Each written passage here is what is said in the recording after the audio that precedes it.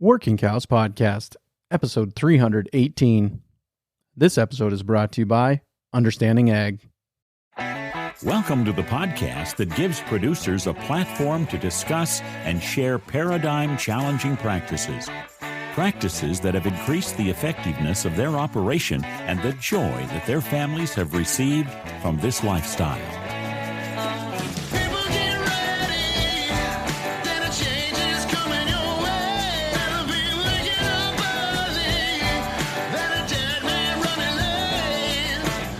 Howdy, everybody. It's Clay Connery, host of the Working Cows Podcast, recorded exclusively in the C90 Ocean Minerals Studios.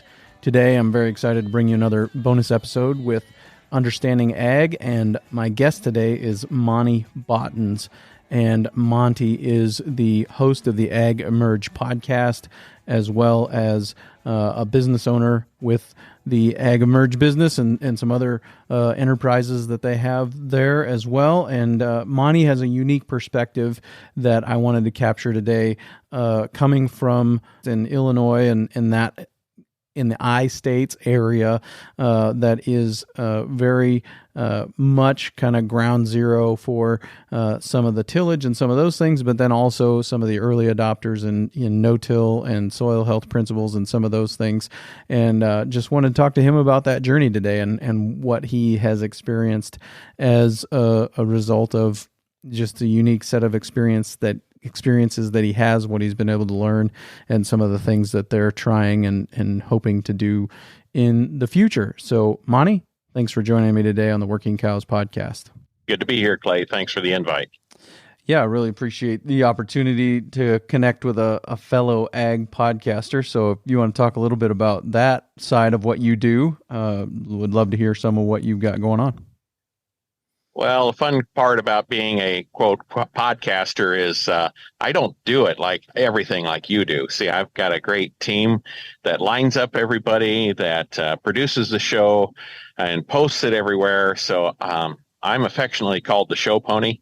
You know, I just come in, I sit down for an hour, I get to talk to some awesome people, and then I leave. And then everybody else has to do the hard work. See, I'm sure, Clay, you get to do all the hard work yourself. So I just get to have fun doing it. So that's why I continue to do it.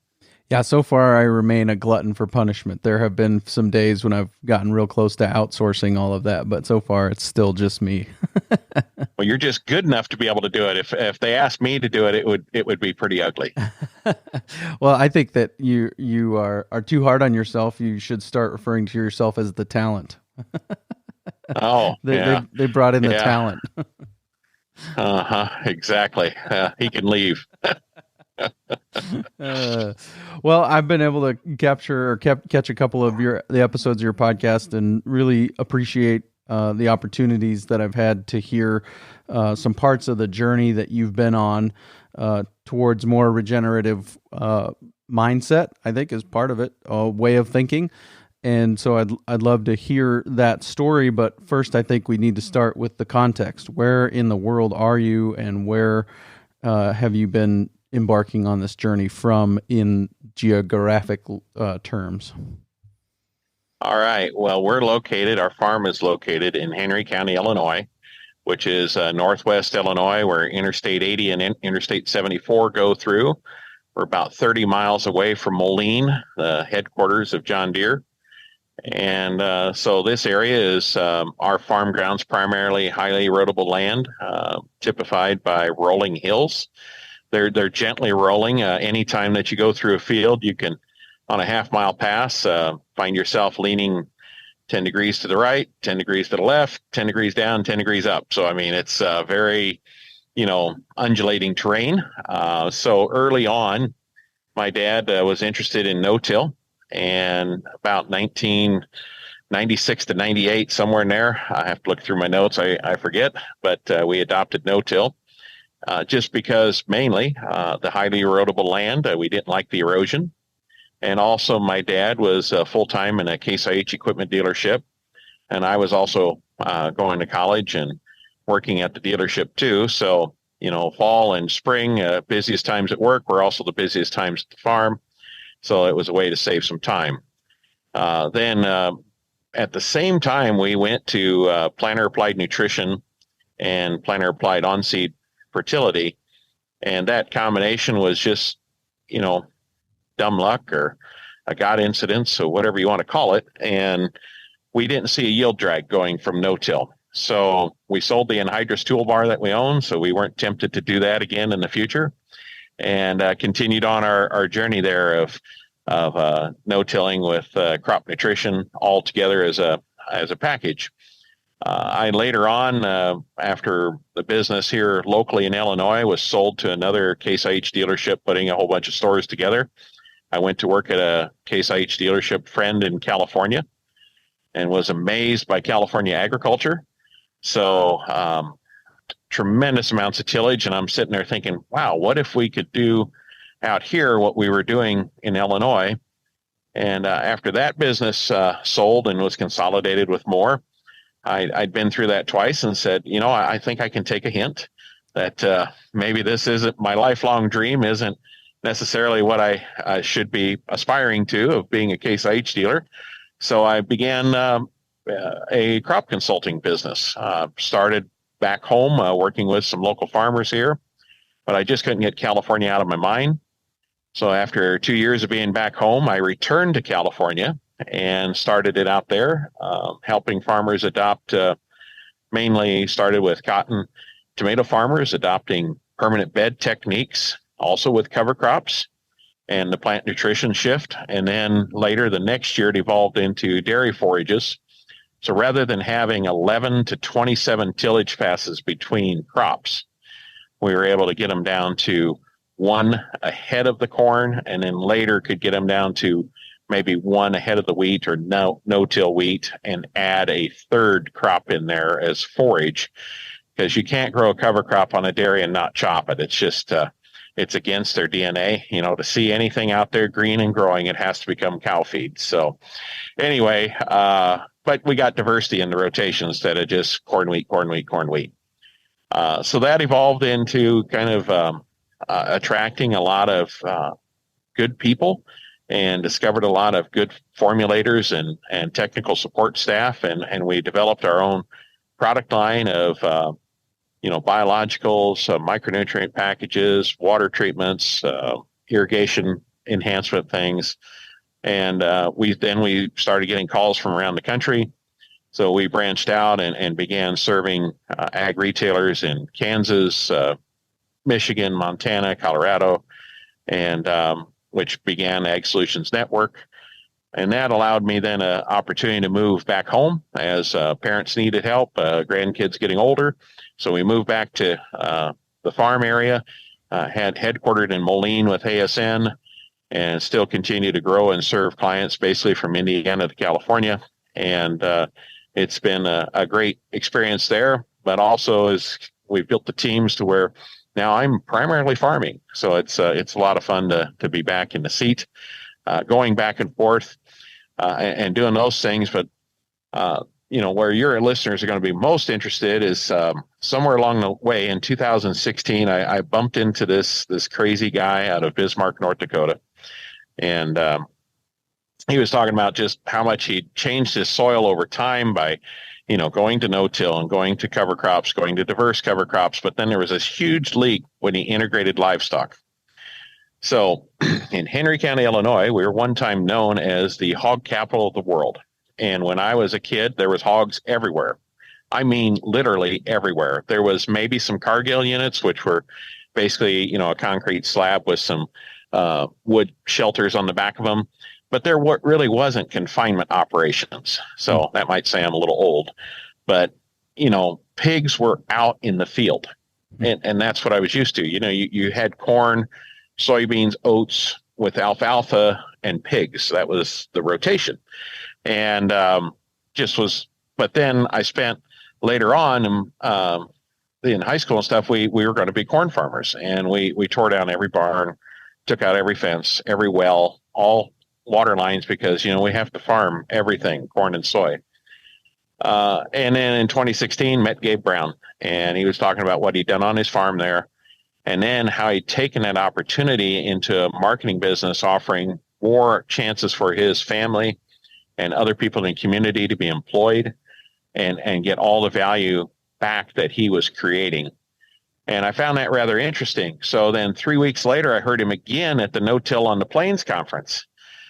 And you get to a point in time where you realize a lot of people that are on the stage are, they can embellish things, or there's they get paid a lot to say things, and you guess, this is great, but I want to trust but verify. So I like to say I treated my wife for her birthday present for a trip to North Dakota. What good husband, Clay, doesn't take their spouse on a trip to North Dakota and South Dakota to see Dwayne Beck for their birthday? And went up there, and sure enough, it is what he says. Dirt's the former dirt that is now, it's not even soil, it's really coal. It's so aggregated and dark black. And driving away from that, I knew that I had to do something we called Project Moo. So we began to integrate livestock back on the land, and that's really our pursuit right now, is doing everything possible to improve the soil, not only through no-till and cover crops and good nutrition management, but integrating livestock back on the land in a rotation to improve those soils that have been degraded for so long. So that's really where we're at today. Very good. Monte, I'm not saying you're old. I'm just saying I've never seen hogs on pasture. That's all I'm saying. So. Well, you're maybe the farmers around here are a little smarter or don't like to work quite that hard. So that's good. Very good. No, I'd love to see it again. I'm not saying it's a bad thing. I grew up around one of my friends in elementary school had hogs, but they were confinement hogs by then, and I would have been in elementary school in the early 90s. So that's just kind of my context, what I was aware of. But yeah, there's a lot there in your story. I tried to take some notes while you were talking, and I'd just kind of like to go back and pick up some of those pieces. And the first one first of all, let me just say, my dad, he told my mom that if she would retire with him, so he worked 35 years for the phone company and she worked 35 years as an elementary school teacher.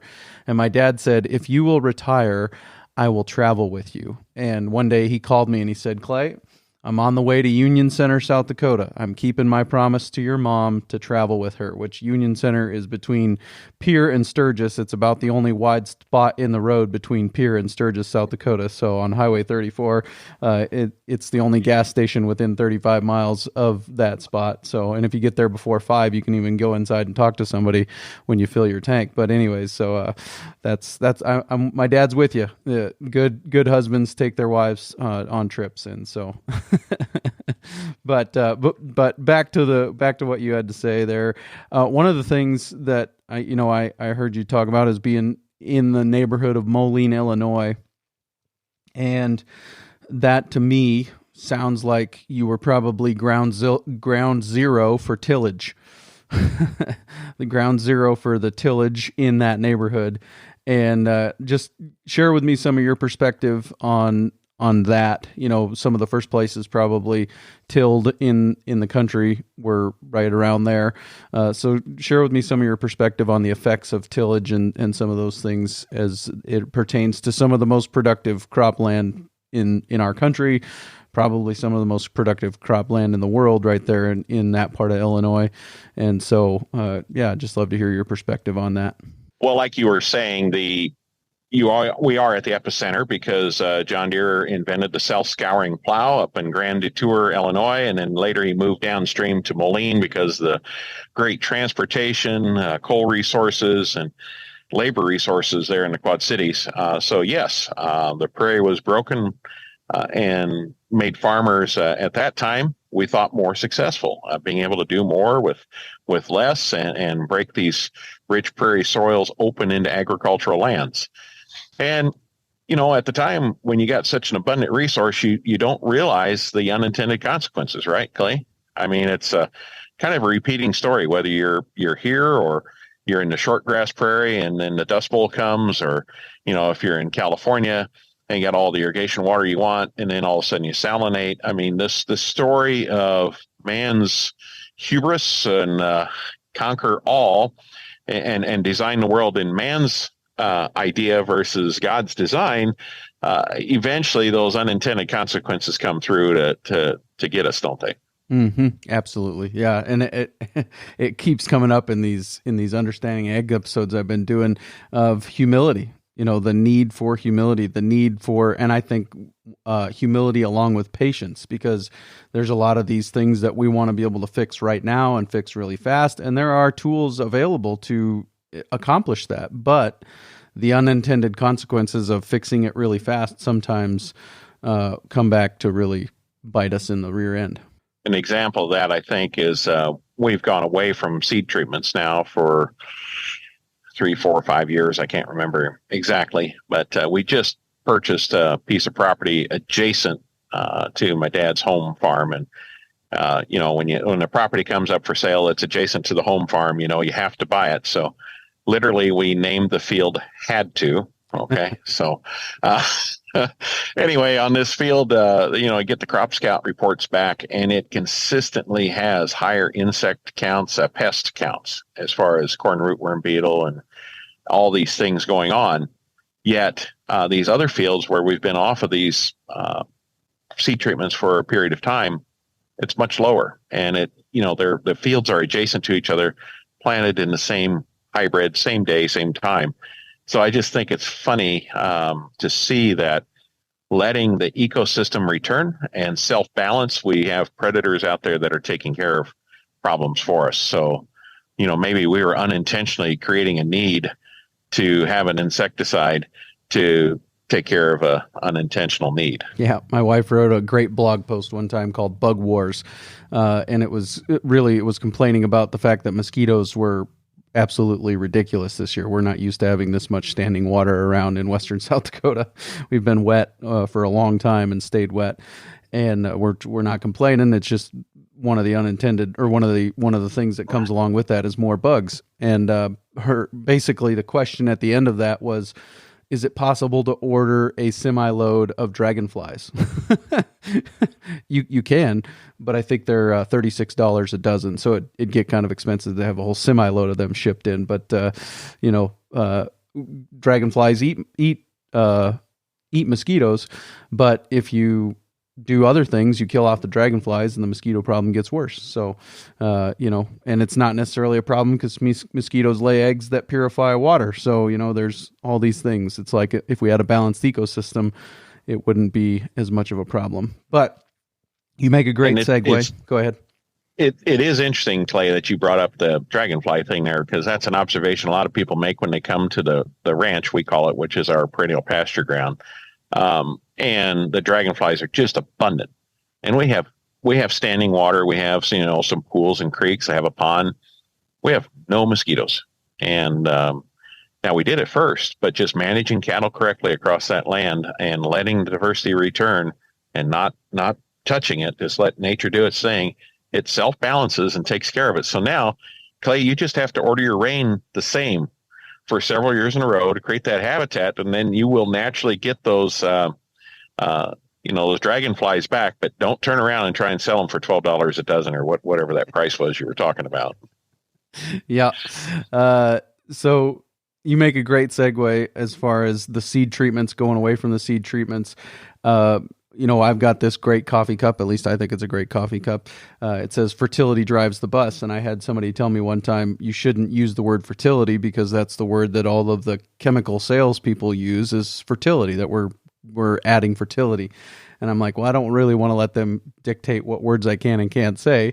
And fertility is a fine word because it is a fertile system that we're trying to create of plants, animals, land. We're trying to create all these things that are fertile.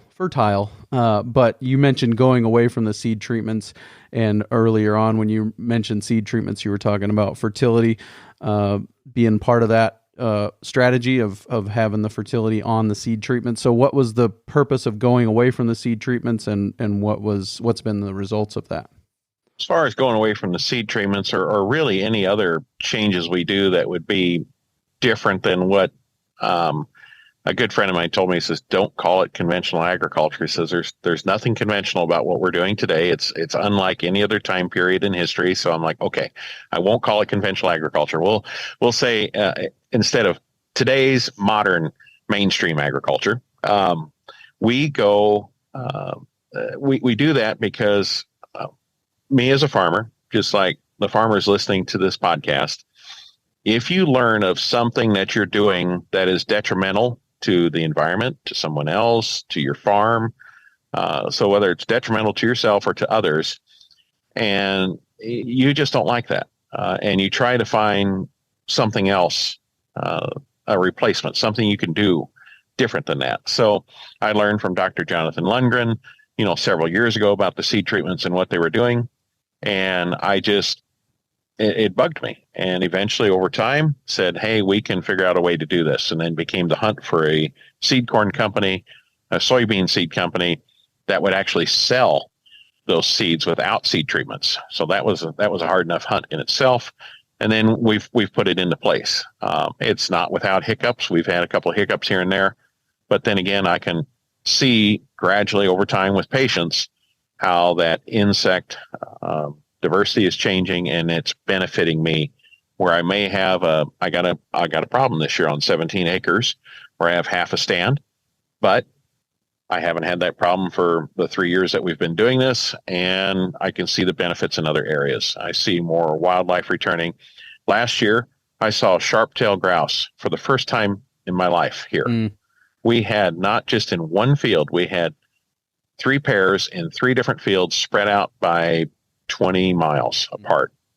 And I was just blown away that likely they had brood and an energy source that they could use, because we weren't killing those insects that could have been there, which were beneficial, weren't hurting my crop, but they were a high protein source for their brood. That's all a guess, right? That is not documented, because, I was running the combine when I saw them. So I just, there's things to explore there. You just have to pay attention to everything that's going on your farm and your surroundings. Yeah, definitely. I really, really appreciate that. I think that's a huge part of it. Logan Pribino, one of my favorite quotes of all time, is the best fertilizer a farmer can add to his field is his shadow. And that's just being out there and noticing things and seeing things and making changes based on what you're seeing. And Jonathan Lundgren, was it the honeybees and the neonicotinoids and all the, it's easy for you to say, neonicotinoids and all those things that are on the seed treatments and their impact on honeybees? Is that kind of what you're talking about? That's correct, and I can say it easier, Clay, because I just say neonics. Yeah. See, I don't have to get the aluminum behind there, right?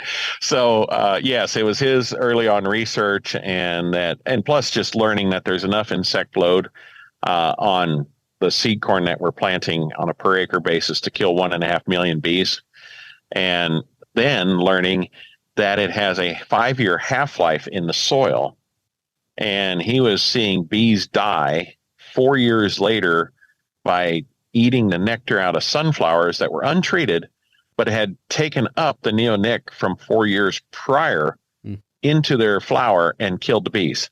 And it was just astonishing, So now everybody listen to this, has a decision to make. Okay. So you can do like what I did, trust but verify. You don't have to make a trip up to Bismarck, North Dakota, or up to Igdisis Foundation north of Brookings. But you can research the line, get online and research and see the published papers he has. And then when you learn that, this is true, yikes, now I really should look into seed treatment free seed. If you need some help with that, Kim and I have been talking about putting together a database of seed corn companies that offer that. We just, time in the day, haven't got it done yet. But we can maybe help point you in the right direction if you have those questions. But I think, again, once a farmer hears something and knows that they're doing something that isn't right, that he or she will have the wherewithal to make that change. Yeah, and that's not easy. We both recognize that, right? I mean, that's not easy for a host of reasons. One of the things that you mentioned in an episode of your podcast that I watched was one of the reasons it's not easy is because we've got again, here you are with these great segues. It's like you're a professional or something. One of the reasons it's not easy is because we've got all this equipment sitting here that is specifically designed for this process. right? Specifically designed to farm the way we're farming. And so one of the things that you said there is that you guys got rid of the anhydrous tool early on. And had you found something better than anhydrous, or had you just come to a realization that anhydrous was doing something? There was an unintended consequence that came with that made you want to get rid of it? Well, one of the things behind anhydrous is we're even if you apply it, below 50 degrees of good stewardship practices and such, we are still putting that crop nutrient into the field 8 months ahead of when that plant is actually going to need it. And that's just a very, very high risk scenario. And so what do we do when we're in a high risk scenario? Well, if your crop really needs 150 units, Clay, what do you think most farmers would do just in case they were to lose some? 200. Yep, 200. There you go. Yeah. So what we call that is being a moron. We put a little more on. And the bad part about being a moron is it's got, this is one of the things I like to go through is there's 4 fates of the moron. And number 1, when it comes to nitrogen, is it goes up. And it'll denitrify and become nitrous oxide. It goes to the atmosphere, where we know it's 298 times more potent than carbon dioxide. It isn't as persistent as carbon dioxide, so it's got a shorter half-life, so that's good. But still, every molecule is worth 298 carbon dioxide molecules, so that's just not a good thing. Okay, number 2 is it goes, I always point to the side, and I say it runs off. Okay, so if it runs off and it gets into drinking water supply of somebody drinking out of streams, if it gets into Lake Erie and creates a algae bloom, the Chesapeake Bay or the Raccoon River or the Gulf of Mexico or any estuary that's dealing with this nitrate and algae bloom problem, we've just polluted their water. We've polluted their livelihood. We are polluting. Okay, so that's the second fate of being a moron is we're polluting surface waters. So we've polluted the atmosphere, we've polluted the surface waters. The third fate of excess nitrogen, or being a moron, is we leach it to groundwater. And there we cause blue baby syndrome, or we can cause nitrate problems in cattle and calf abortions. All those things, because nitrate gets into our bloodstream and hogs essentially the places that oxygen can get on our blood cells. And we basically suffocate because of nitrate contamination in water. And I don't think anybody wants to, hurt babies or calves that are listening to your podcast. So, that's the third fate of being a moron.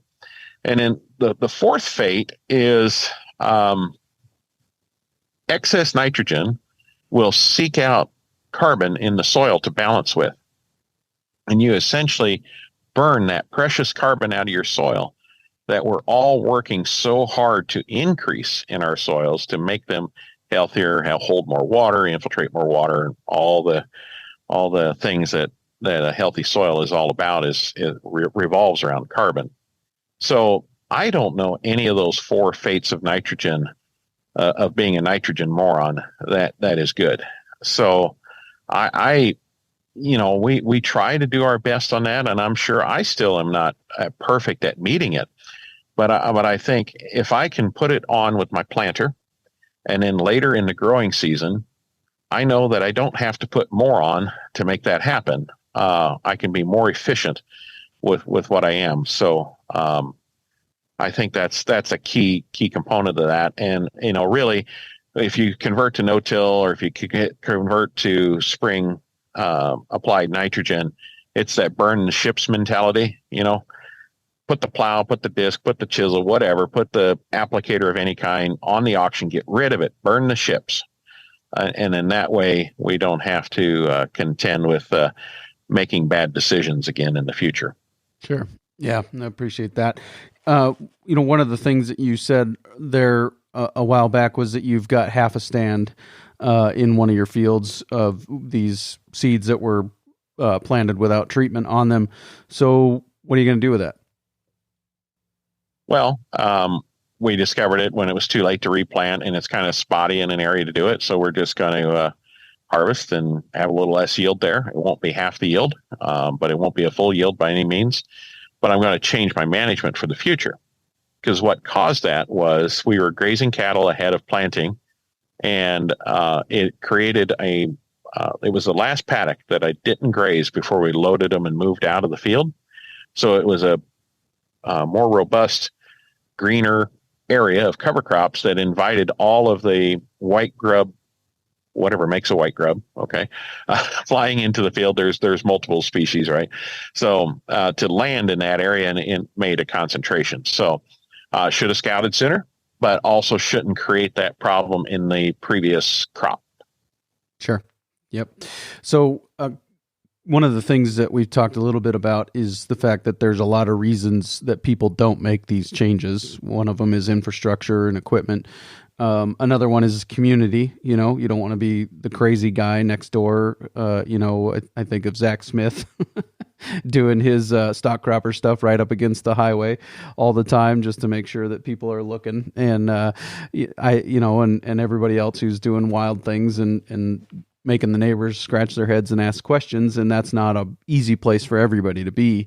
So where have you found community in this transition? Where have been some of the places that you've gone to find people who can support you in this transition and encourage you, and places you can go and ask questions and learn from? Well, I think we are blessed today with more information and more resources than ever. So if you look back 40 years ago, 30 years ago, before, as I like to say, Al Gore invented the internet, information was of high quality, but it was of poor quantity. And getting that high quality information to people is why the Extension Service started. And, to basically travel around door to door to teach people how that worked. The things were exchanged socially in a coffee shop. That was the Facebook group of the day. They go to an auction house. That was Twitter, whatever. I think today's world, because we can be so connected across various social media platforms, whether it's LinkedIn, Twitter, Facebook, Instagram, the groups concept, whether it's conferences or certain, specialized media. So, no-till farmer, strip-till farmer, Rodale Institute, Midwest Land Trust, all these things are very narrow focused. And I think we have a lot better opportunity to participate there, because if you're innovative, if you have an innovative bent to yourself, and you're going to be a little bit of a lone island if you go around and talk to all your adjacent neighbors. But there's more than enough people out there in YouTube land and podcast world and to learn from. But I will say this, one caveat is that somebody listening to your podcast, Clay, if I tell them something really goofy to do and they go do it, what's their recourse? I think it's really important to realize that a lot of things are sensationalized now. Now, I think we're all aware of that when it comes to the world news. Okay. That's a sensationalized, crazy mess. Enough said. But I think we also have to be aware that sensationalism sells, and that can happen in agriculture. And so we have to be aware that those people are selling clicks. They're selling views. They're selling, even though they aren't selling a product, they're selling attention. They're trying to be Instagram models of soil health. So I think we have to be aware of that. And again, trust but verify, not just whole heart change your operation 100% before you really know how it's going to fit into your context and the truth behind what you're learning. Yeah. I reached out, and I still haven't cracked this nut. I guess I used to say there was one person who turned me down to be on the podcast, and I guess now there's two, but technically it's back to one. So I'll let you do the math and carry the one and figure out how that all works. But anyways, one guy I asked to be on the podcast said, no, I only do in-person events now because I think there needs to be that accountability, and there needs to be that boots on the ground, and there needs to be that network and all those things. And I totally get that. I totally appreciate that. And so I think that's a good perspective. I don't think I could totally discount the value of podcasts. I think they still do deliver value, but there is that need for accountability and follow through and follow up and, support and all those things that it's easy for people to, like you said, just get a wild idea, go out and try it. And there's no consequences for me for sharing the idea. There's really only consequences for the person who's doing it. And so that's one of the reasons I often will say something like experiment small. You don't have to try it on every acre. Try it in your garden first, see how that works, or whatever, but try it. Great point. Yeah. One of the interesting things about your story is the consolidation.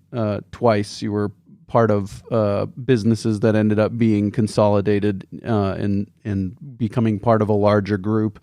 And I think we see that across agriculture. We see that in there are fewer families on the same number of acres than there were when you were a kid. When I was a kid, it's continuing to be fewer number of people managing larger numbers of acres all the time. I don't think that pendulum has started to swing back yet. So I'd like to hear your thoughts on consolidation and where it is, where it's going, and pros, cons, any of that. There's a concept known as a product life cycle. So when a new product comes out, or this can also be same as an industry life cycle. You start out with a innovative product that kind of breaks into a space. The companies make large margin. Then more and more players come into that space. The volumes increase, but the margin decreases. And then you come on the backside of the curve, and there becomes fewer and fewer players because there's less and less margin to deal with. And then eventually it gets down to one or two monopolies, but that can kind of keep the margin up until some person disrupts it, and we start that product or business or industry life cycle over again. It's that that bell curve in a lot of things. So we see that if you look at the chemical industry, right, was 6, and in about a year's time they all went to 3. You see constant consolidation in equipment. You see consolidation in the ag retail space. I mean, that's the hope for every ag retailer that's about 60 to 65 years old, that, I hope there's not a Helena or a Wilbur Ellis or Agrion or anybody close by. And that's my retirement plan, so that's just the way of that. But the thing is that entrepreneurs and small business minded folks can always move at a speed that is far faster than these big corporate conglomerates. And they can always innovate. They can provide a better service, a better product. They can come up with a new idea. Now, many of them fail, right? So, but the big company sees that as, I can purchase something that's proven and avoid all the pain of the failures, and just let the market kind of, for every one great idea, there was 99 that failed. And then they say, hey, that we can de-risk this and purchase that company. So, that's just part of that equation. But that's just the way of it. As you commoditize something, as you centralize something, it just constantly gets bigger and bigger players to have bigger and bigger assets to make lower and lower, essentially, margin on dollars out there. And there becomes more waste. I mean, there's efficiency gains on some side, and there's bureaucratic waste and management waste on the other. So it's just going to happen. One of the stories that was kind of I haven't shared this before. I have an opportunity to work with startup companies. I was really excited about this one, and it was I'm not going to say the name, but it was a company that was designed to help farmers and brokers assess, surveyors and appraisers all work together to make farmland transactions easier and more transparent. So, you know, I don't know about you, but I've always run into those things. I didn't hear about that farm that was for sale, or it's like, dang it, I missed out. And you don't really know what stuff is work. So it was this way to make it more transparent. It started out as essentially Zillow for farmland. Okay. But then over time, it switched, and it switched for a way. They pivoted the company to make it easier for fund capital to come in and acquire farmland. And they were switching to a model that would have fund capital come to me to buy my farmland from me and then rent it back to me as I, retire out or something like that. And the intention was to help farmers find farmland and make it easier to acquire. And then it did almost a 180 and turned it to corporate funds applying that. And as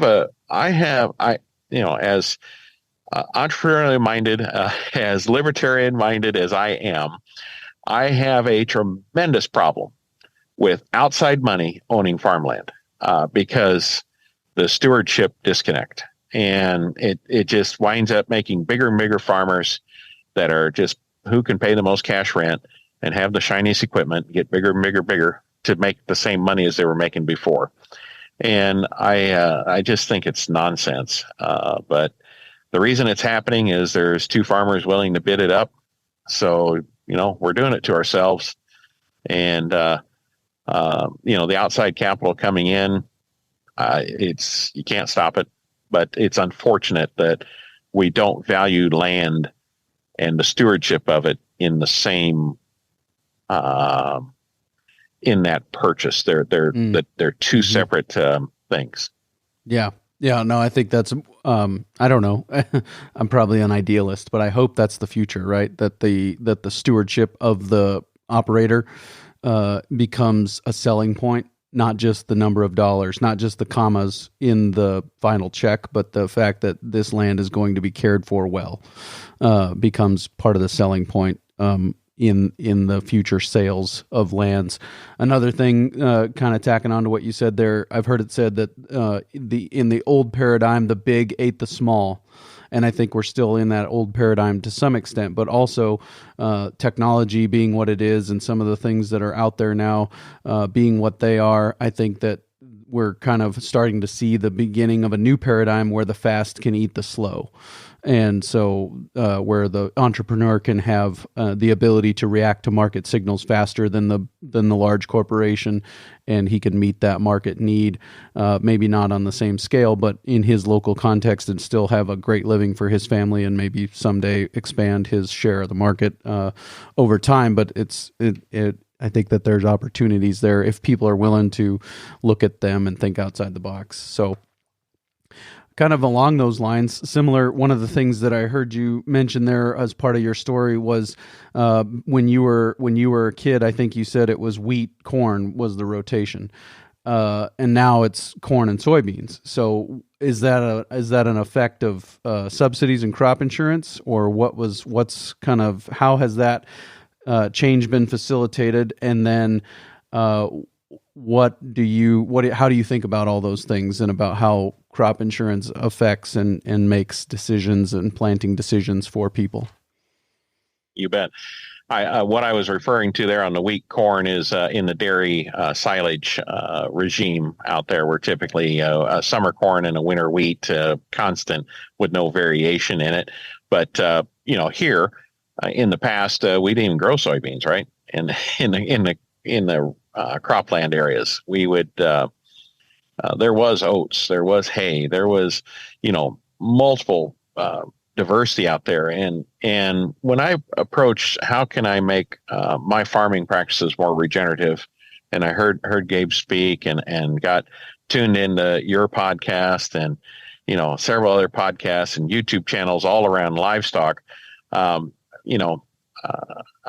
have a saying, we got to make livestock so easy, even a corn farmer can do it. Okay. So, that's one of my goals in life, is to make integrating livestock so easy a corn farmer can do it. But, the good news is there's hope. I have done it. And it's a daunting mountain of knowledge to learn, and by no means am I anywhere close to how you and your listeners care for livestock. But we've come a long way, and we're making a difference. But today, when I look back at I used to think that was the hardest of the 5 soil health principles to implement. Okay.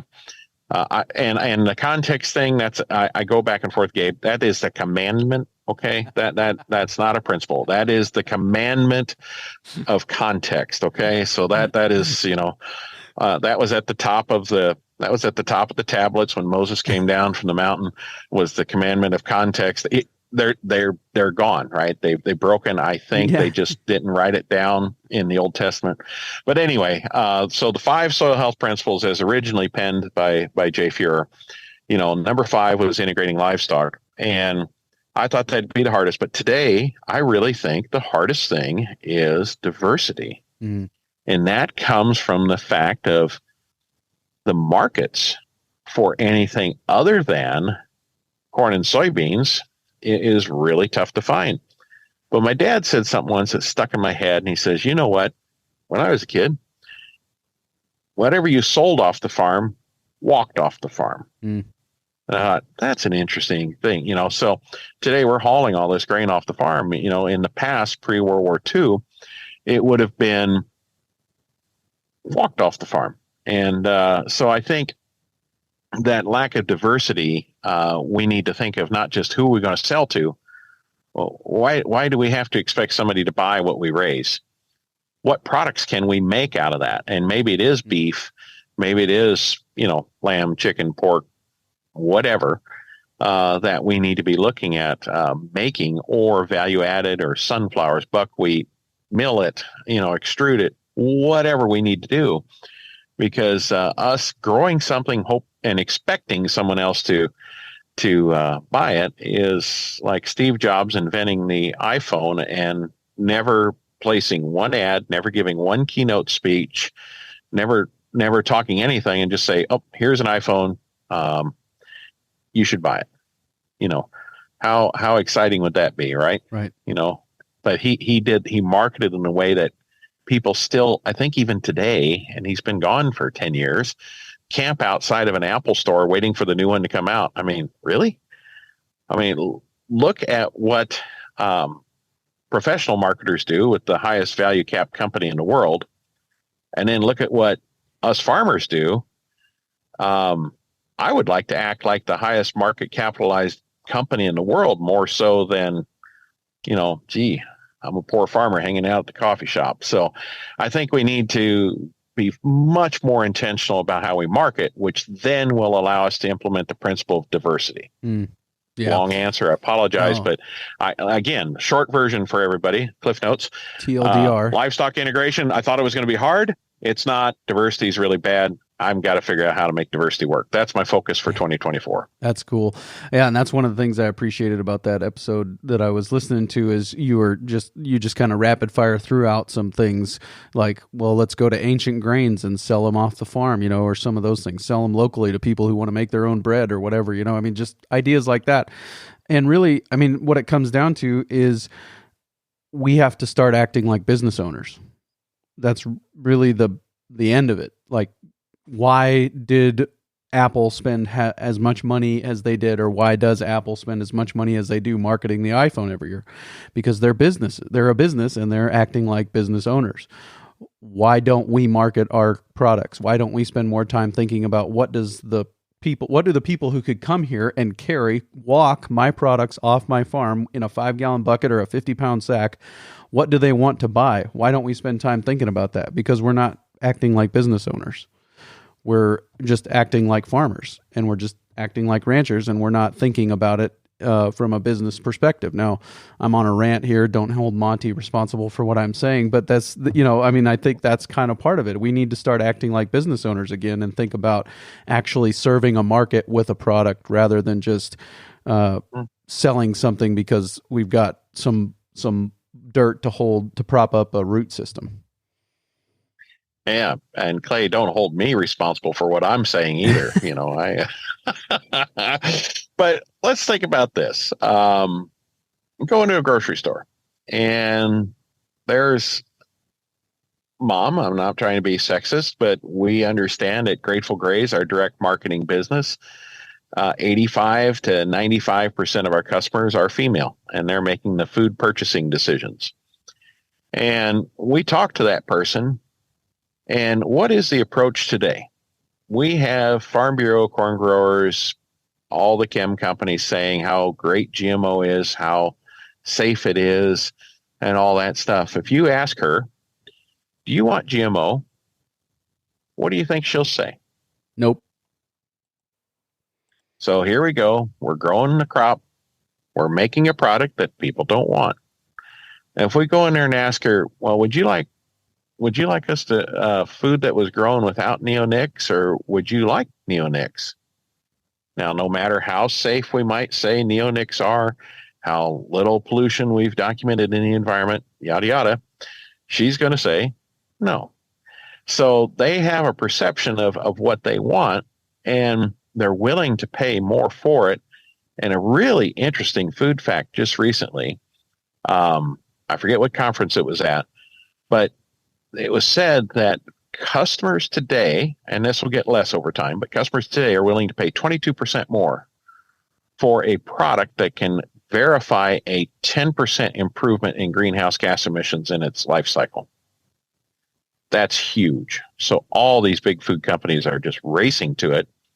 And yet here we are arguing about whether or not climate change is real, and whether or not BT is good, and whether or not Roundup is good. And the customer is already way beyond that. And folks, we have to give our customer what they want. I mean, what crazy world exists where we make something that the customer doesn't want and expect them to buy it? I mean, that's like, I'm sitting in a Ram pickup truck right now, and making a longtime Chevy guy drive this would be just horrific for him, right? You just can't do that to a guy. So, why are we doing that to our consumers? And I don't know. We really need to look at why do we do what we do? Very good. And I'm gonna share this spectrum with you, and basically it's an opportunity for you to talk about the progress that you've made over the years during this transition. And you said that Gabe Brown's book, Dirt to Soil, and he's gone beyond soil. Now he's at coal. It's just black and rich and dark. And my spectrum has always been, there's gravel pits on one end and there's peat bogs on the other end. So if you're not a gravel pit, you're not as bad as it could be, and if you're not a peat bog, you're not as good as it could be. And so there's your progress. Kind of measurement tool. So what kind of progress have you seen? What kind of difference have you seen over the years as you've made these transitions and these changes? Okay, so first off, I thought you were going to ask me to place myself on that scale where I'm trying to think, where am I between rock and pea gravel? Am I, or peat bog?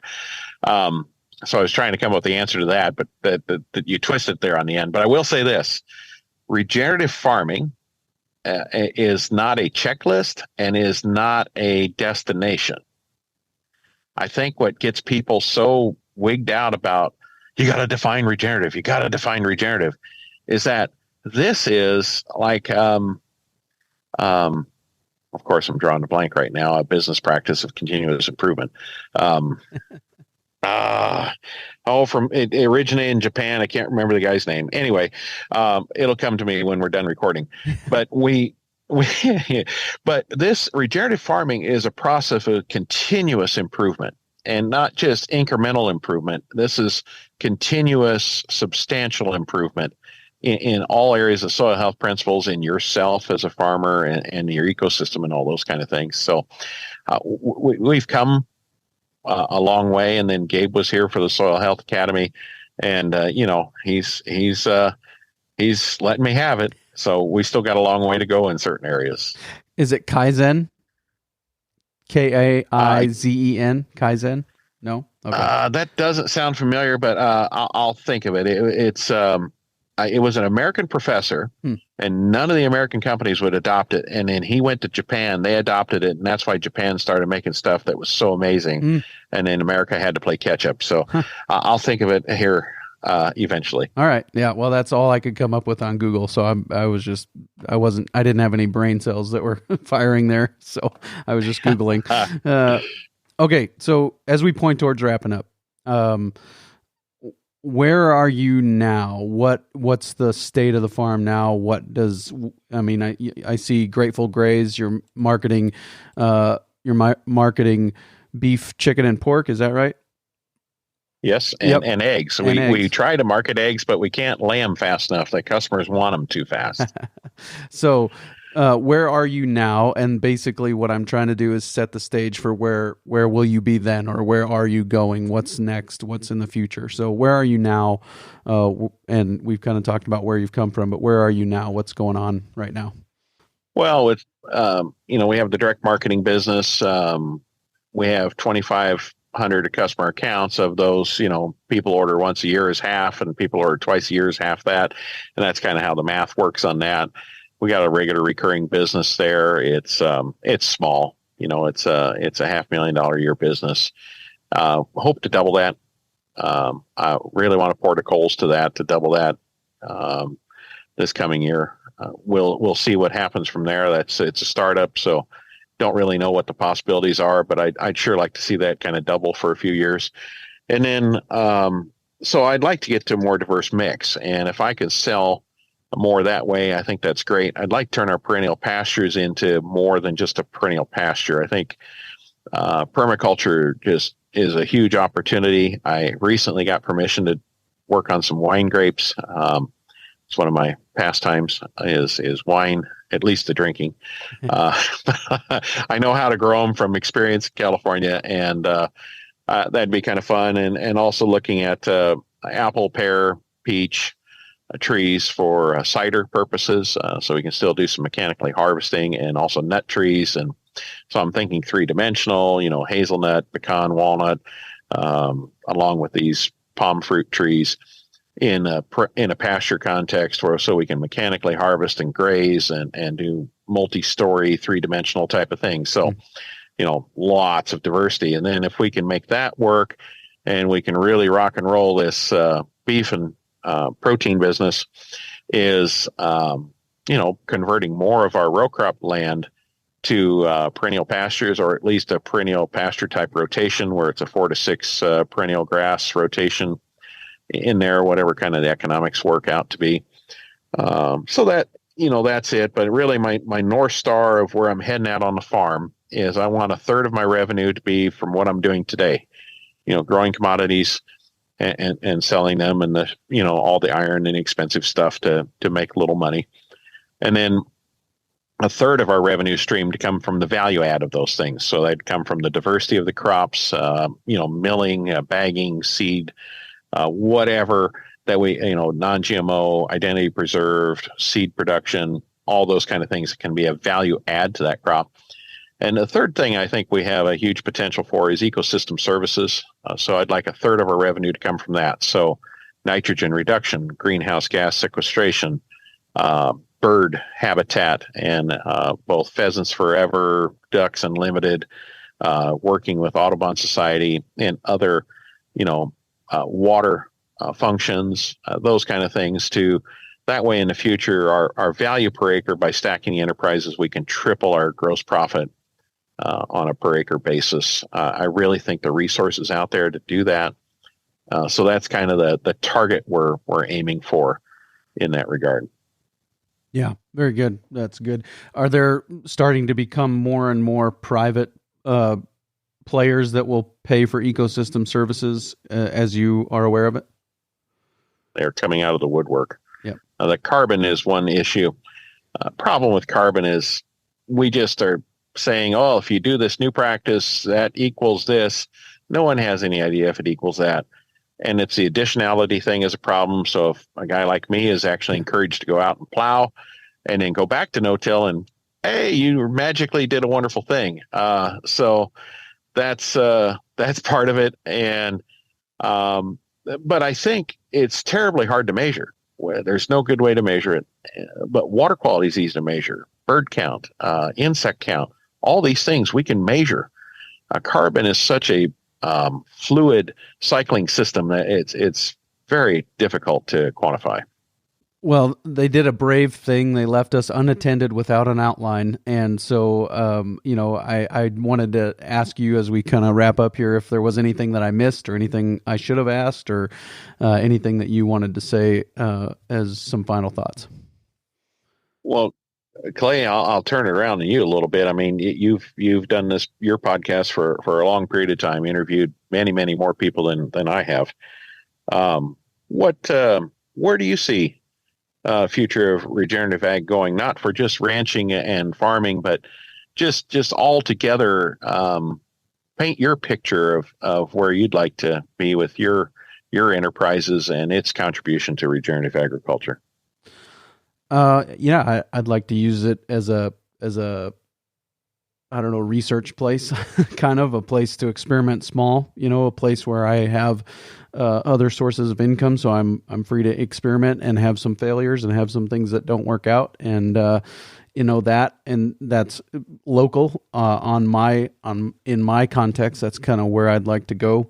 Just keep on experimenting and seeing what we can do.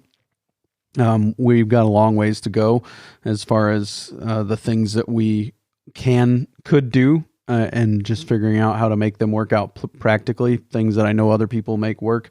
And so there's lots of stuff that we'd like to do that we haven't gotten to yet, as far as integrating other species with sheep and chickens and some of those things that I think are really important and good.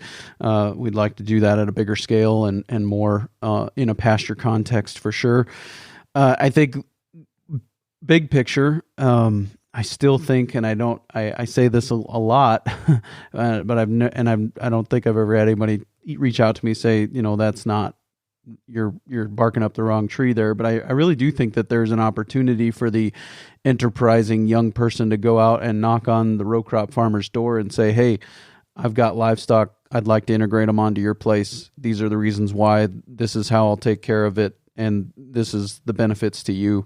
And I really think that's one of the missed opportunities that would help move American agriculture in a good direction if we had an army of those enterprising young people in the I states knocking on doors and saying, let me do this. So as an I state person yourself, what do you think of that?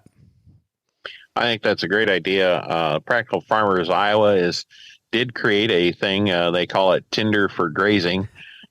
So I also think Minnesota's got one, California's got one, but getting people driven to that is tough, And the other thing is that I think you're exactly right with that approach because, these leather seated air conditioned cabs are just too nice to get out of to go chase cattle, So it's a tough transition. People went to row crops because it is easier. So. But if there's a way they could increase their revenue per acre, improve their soil quality, not every farmer will do it, but some will.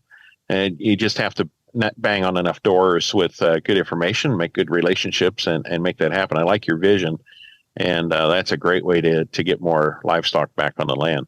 It's been a long time since I've quoted Jeff Ramsire on the Working Cows podcast, but he said one time, corn, soybeans, Florida is a really attractive crop rotation, and it's hard to talk people out of that. So if you could go knock on somebody's door and say, hey, you go to Florida, I'll bring the cows, and you don't have to worry about anything. And here's proof of how I've done it in other places. Take pictures, take flip charts, make a presentation. You're going into a pitch meeting, go in there with that mindset. And I think there's opportunities there for people who, and that's the totally from scratch, hustle it, startup type of an operation where mom and dad didn't grow up in agriculture. I don't have the right last name to inherit 5,000 acres in Illinois or whatever, but you can still get it done, and it can be done in the East, So, go ahead. Well, I will say if there's one moron you should be a moron that's putting more cattle on your land. So I'm all for that. I think that's a great opportunity. And then my question is, what is Florida? No, I have livestock. No. So no, that's a fantastic thing. But no, it's been fun to chat with you today, and I really appreciate that. And I think there's sometimes we get way too siloed, right? Farmers and ranchers, and the two shall not cross paths, and that's part of the problem, right? We need to think more holistically and how that we can all work together. And I think that's a great point you brought up there. Very good place to wrap up. Monte, thanks for your time today. All right, Clay, thank you so much. Very good stuff there. Really appreciate Monte and him taking the time to join me, and appreciate Understanding Ag for facilitating the connection. Coming up next on the Working Cows podcast, Lord willing, come out on Monday, and got an episode with Kate Sabino, and she is an intern at the Wolf's Neck Dairy. And the Wolf's Neck Dairy is where Ben Gottschall is the manager of that dairy, and he is overseeing it, and just going to have a really great conversation that I'm looking forward to with Kate about the transition that they've been making from a conventionally organic dairy to more of a grazing dairy, and kind of some of the things that have been keys to succeeding in that transition, not just from a cow perspective or a pasture management perspective, but also from a cash flow perspective, and also a team perspective, getting the buy-in from the whole team. So really bright young lady, and really looking forward to sharing this interview with you. So we'll see you again real soon with another episode of the Working Cows podcast. We invite you to visit workingcows.net to subscribe to the show via iTunes or Stitcher. You'll also find detailed show notes pages, resources from our guests, and the industry leaders who have influenced them. For more ideas on putting your cows to work for you in a more profitable way, tune in next week.